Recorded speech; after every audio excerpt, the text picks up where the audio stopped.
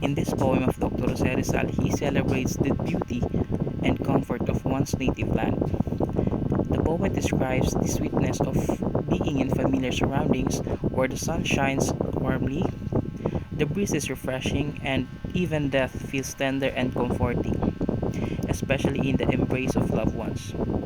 Dr. Jose Rizal contrasts this with the loneliness and desolation of those who are without a homeland. Without the love of a mother and without the comfort of love,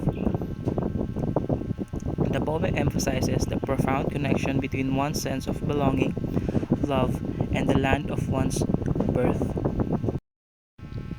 Sa poem po na Song of Maria Clara, ginawa ko pong background ng bahay ni Dr. Jose Rizal sapagkat ito po ang tanging lugar na gusto niyang puntahan. Kahit saan man siya mapunta sa buong mundo ay ito pa rin yung lugar kung saan ito ang kanyang comfort zone, at ito rin yung lugar na kung saan niya gustong mamahinga at makasama ang kanyang pamilya.